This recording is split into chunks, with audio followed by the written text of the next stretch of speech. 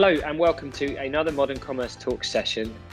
As always, I'm your host, Jack Stratton from Insider Trends, and I'm delighted to be joined today by Åsa Steen, Commerce Advisor at Avensia. Hello, Åsa. Hello, how are you? Yeah, I'm very well, and thanks so much for joining us. So to kick this one off, you presented something to me before that was really interesting, where you were talking about these kind of very fast e-com solutions that your clients implement, but how actually in that early phase that they have these amazing solutions, but they're not always getting the best out of them. Talk me through a little bit what you meant by that and the kind of the challenge that you see a lot with some of your clients. Yeah, I see a lot of things with the clients, because when you come to a new e-com solution, you easily do as you always have. And you need to do it a little bit different just to get all the best of the new e-com solution, because it's very intuitive, it's so easy to work with, so it's easy to do a lot of things and you don't think what you are doing.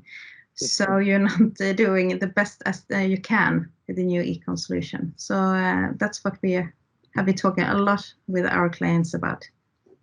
Yeah, it's interesting. So it's almost as if in the process of making those solutions so intuitive, so slick, so easy to use, it creates a kind of false security for clients, because they think, wow, this is so easy, I don't need to do very much. Yeah, it's a little bit like that, because you still have to do something.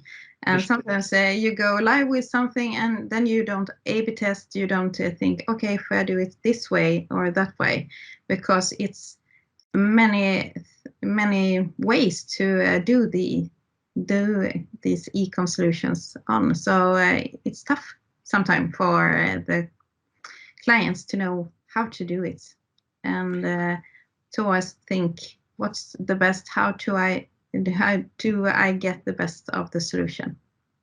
So it follows naturally, of course, you have been working for years with clients in solving this exact problem, basically about helping clients not just introducing the solution, but then, you know, what comes next and how do they get the best out of it.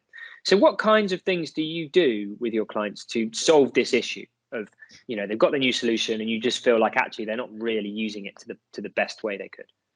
Sometimes we sit together, and so I can see hands-on how they are doing stuff, so if we can do it a little bit better. And sometimes we do a site review to see how do they work with the system, because it's like when you get this driver's license for a car, you can put in the first gear and then you drive off, but you have to be aware of the surroundings or how the systems in the car works.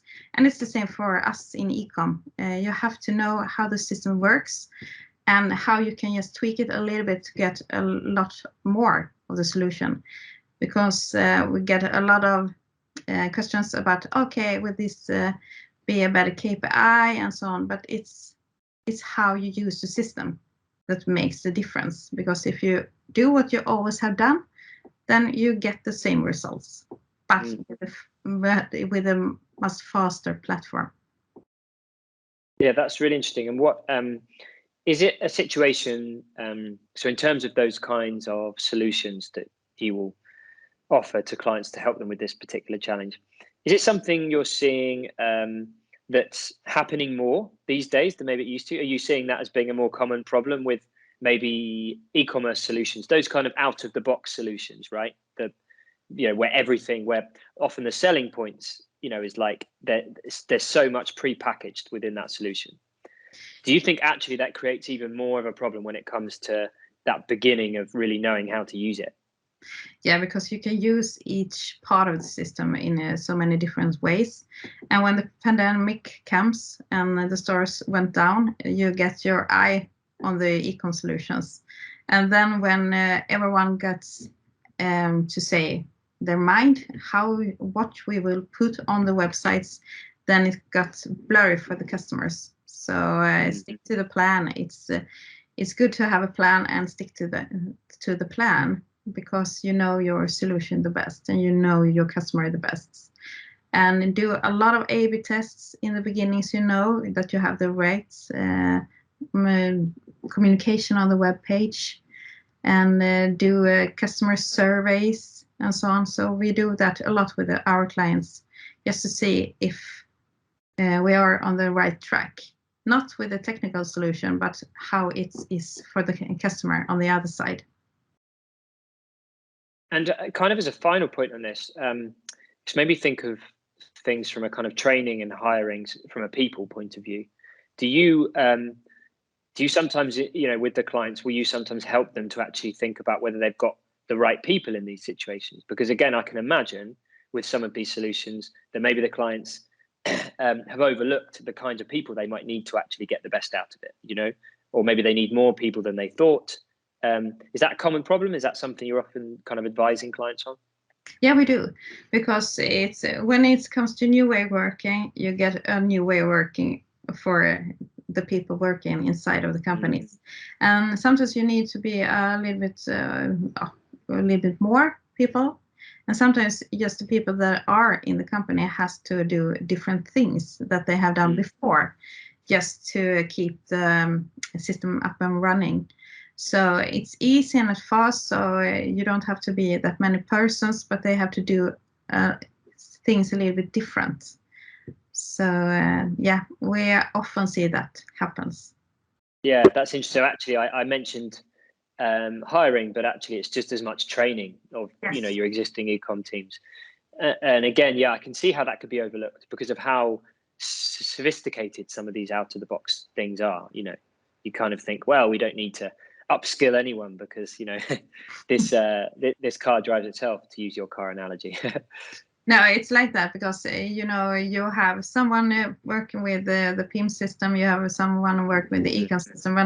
When it comes to third party, who should own those things? Is someone in the IT department, or someone in the marketing department, or in the ecom department? It's like with the CRM systems.